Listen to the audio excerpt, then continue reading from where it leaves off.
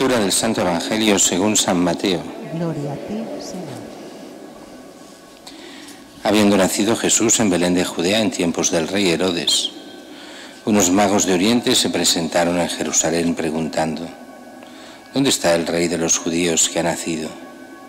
Hemos visto salir su estrella y venimos a adorarlo. Al enterarse el rey Herodes se sobresaltó y toda Jerusalén con él.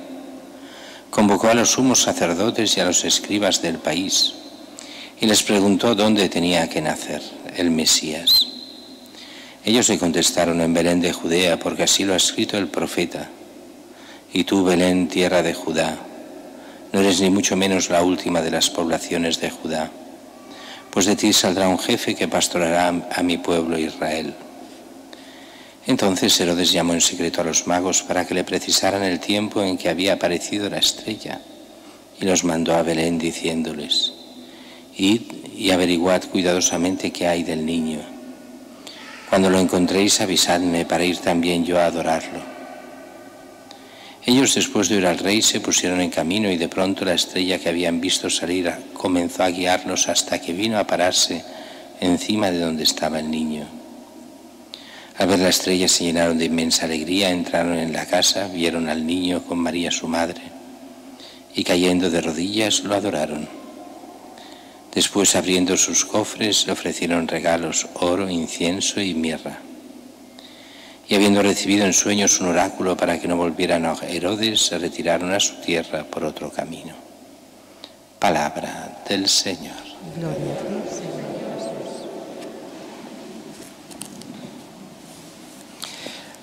Hoy, día de Epifanía, antes de la homilía, es tradicional, y así lo recoge la liturgia, el anuncio de las fiestas movibles del año, así que lo hacemos ahora. La gloria del Señor se ha manifestado y se continuará manifestando entre nosotros hasta el día de su retorno glorioso. En la sucesión de las diversas fiestas y solemnidades del tiempo, recordamos y vivimos los misterios de la salvación. Centro de todo el año litúrgico es el Tríduo Pascual del Señor crucificado, sepultado y resucitado, que este año se combinará en la Noche Santa de Pascua, que con gozo celebraremos el 17 de abril. Cada domingo, Pascua semanal, la Santa Iglesia hará presente este mismo acontecimiento en el cual Cristo ha vencido al pecado y la muerte. De la Pascua fluyen, como de su manantial, todos los demás días santos. El miércoles de ceniza, comienzo de la Cuaresma, que celebraremos el 2 de marzo. La ascensión del Señor, que este año será el 29 de mayo. El domingo de Pentecostés, que este año coincidirá con el 5 de junio. El primer domingo de Adviento, que celebraremos el 27 de noviembre. También en las fiestas de la Virgen María, de la Madre de Dios, de los apóstoles, de los santos, y aquí especialmente de Santa Teresita, y en la conmemoración de todos los fieles difuntos, la Iglesia peregrina aún en la tierra proclama la Pascua de su Señor. A Él, el Cristo glorioso, el que era y el que es, el que viene, el que es Señor del tiempo y de la historia, a Él honor y gloria por los siglos de los siglos. Amén. Bien, decíamos al principio, celebramos hoy esta fiesta que le llamamos Epifanía, o la fiesta de los magos, popularmente de los reyes, aunque eso de reyes, bueno, es cosa posterior, pero es igual. Los magos, la Epifanía. ¿Y Epifanía qué quiere decir? Manifestación. Dios se manifiesta en Cristo. Ahora bien, aunque toda su vida es Epifanía, toda la vida de Cristo es manifestación, hay algunos puntos que la Iglesia acoge y ligados a este principio prácticamente de lo que es Navidad y el inicio de la predicación después de Jesús. ¿Qué fiestas especialmente? Pues la de Navidad, pero ya es Navidad, no le llamamos Epifanía, es la gran manifestación, Dios se hace hombre. ¿Y a quién se presenta? Pues a los pastores, y los pastores de peor fama de Israel, que vienen a adorar al niño. Bueno, segunda Epifanía, la de hoy, a los magos, estos personajes misteriosos que vienen de lejos, vienen de Oriente, no se nos dice de dónde. Podemos suponer que de Persia, pero es una suposición, nos podemos equivocar muy bien, porque allí precisamente era donde a los grandes sacerdotes de Zoroastro se les llamaba magos, y esa palabra sí que sale, los magos de Oriente. Así que seguramente estos paganos, pero que buscan la verdad y buscan y encuentran un signo. De forma extraordinaria Dios se les manifiesta, y se manifiesta de tal forma que les hace ir a buscar a este rey que nace, a este rey Mesías. Y aquí viene todo lo que hemos leído y sabemos también. Pierden la estrella cuando entran en Israel. Van a Jerusalén y se pierde. Aunque es un hecho real, pero también tiene su significado. Hecho real normalmente cuando sabéis que cuando se entra en las ciudades ya se dejan de ver la mayoría de estrellas. La luz de las ciudades no deja ver. Pero aquí hay otro significado más allá. Y es este pueblo de Israel, estos dirigentes que no ven más allá. Podríamos decirlos igual de nuestra época, faltaría más. Pero allí se ve clarísimo. Estos dirigentes, ¿cómo que ha de nacer el Mesías? ¿Dónde? ¿Cuándo? ¿Qué? No ven nada de los tiempos que les están llegando. Y así a adorar al niño irán estos extranjeros, los pastores de Israel y seguramente alguien más de por allí de Belén, y ya está. El pueblo más sencillo y los extranjeros. Y todo eso tiene mucho que ver con nuestro tiempo, porque pasa exactamente lo mismo. Muchos que no habían recibido, los pueblos paganos, que no habían recibido la fe, hoy se están convirtiendo a la fe. Pongamos un ejemplo, África. No hablamos del norte de África, la parte que había sido cristiana pues hasta el siglo VII, sino África en general. Pues en 100 años se ha multiplicado el número de cristianos por más de 100. Por cada cristiano que había hace 100 años, hoy hay más de 100, siendo de los lugares donde el cristianismo está subiendo y subiendo, con muchos problemas a veces con los musulmanes que allí son durísimos, con las diferentes guerrillas promusulmanas y las matanzas que hay hoy en día y de las cuales tampoco se habla en Europa, no interesan. Pero muchos cristianos están dando la vida por la fe en África en este momento. O en países asiáticos donde continúa creciendo la fe, como Corea del Sur, como en Birmania, como en tantos otros países que va creciendo aquí. Aquí pensamos que la fe se acaba, porque aquí la gente demasiado rica, demasiado ideologizada, demasiado politizada y demasiado, dejádmelo decir mal, muy mal, demasiado tonta de creerse todo lo que dicen todo el mundo, creyéndose muy inteligentes, pero cayendo en las vulgaridades más obscenas. Pues aquí parece que los cristianos quedemos 4 gatos. Y es verdad que somos muchos menos que antes. Es verdad que la fe es mucho más difícil en Europa, pero el mundo no es Europa.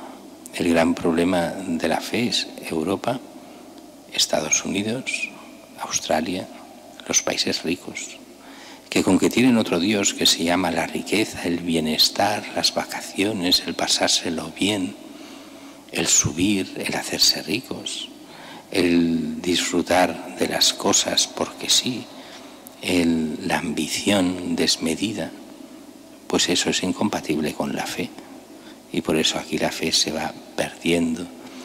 Sí, con muchas excusas de que somos más cultos, de que creemos.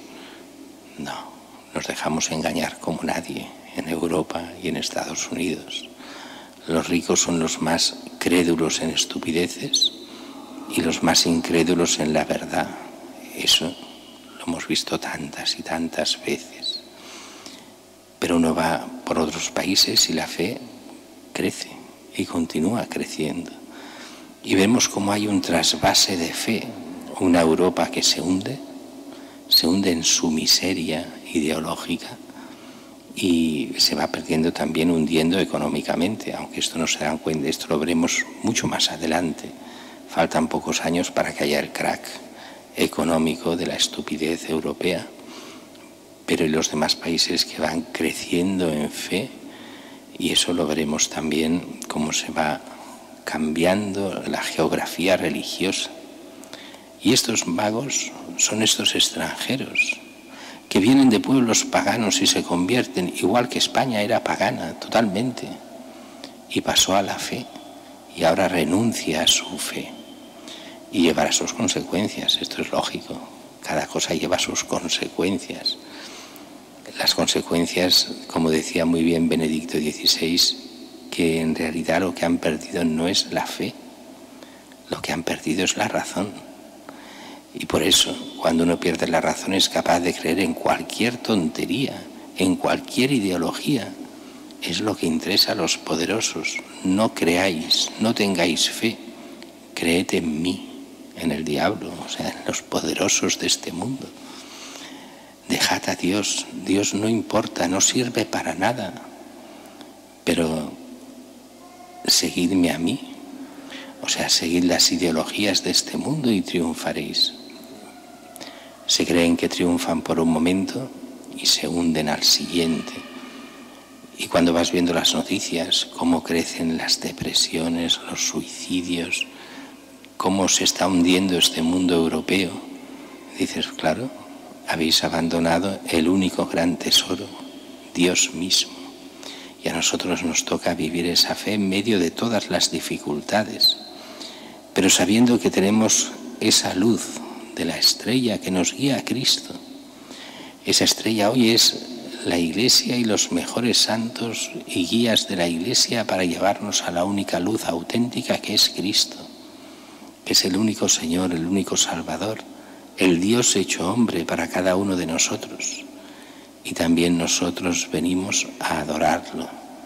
Es nuestro único Dios, no los dioses falsos de cada época, no el Dios del dinero, el Dios del sexo, el Dios de los vicios, el Dios de las ideologías, el Dios de los partidos, no, el único Dios, Cristo nuestro Señor, el Hijo de Dios, Hijo hecho hombre para nuestra salvación.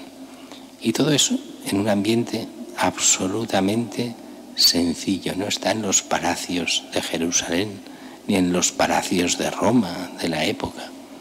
Está allí en ese pesebre, en ese lugar paupérrimo, que nadie daría nada por ellos. Una familia pobre, pero allí está la presencia auténtica de Dios, Jesús mismo, el Dios hecho hombre, y que recibe a los poderosos de la tierra, pero aquellos poderosos humildes, esos representan los magos, aquellos que son gente de ciencia, diríamos hoy, gente importante de la época, pero extranjera, gente importante, pero que en principio no creería en nada, pero que buscan la verdad y buscan el bien auténtico. Ellos vienen a adorar. Un ejemplo para nosotros fantástico en el fondo. También a nosotros nos toca adorar al Señor, porque sabemos reconocerlo, solo en Cristo está. Le traen esos regalos, oro, incienso y mirra. Ese oro que representa la regalidad de Cristo, Cristo que es Rey. Ese incienso que representa la divinidad, Cristo que es el Hijo de Dios. Y esa mirra que representa los ungüentos que se ponían a los muertos, el sentido de la humanidad, el que morirá joven, el que siendo Dios muere. La Iglesia entenderá muy bien estos signos más adelante, cuando vea la pasión, la muerte y la resurrección de Cristo. Entenderá Cristo como verdadero Dios y verdadero hombre, que muere para nuestro bien, para nuestra salvación eterna. Falta solo que aportamos nosotros a Dios, que le traemos en homenaje. Y en el fondo lo único que quiere es fácil.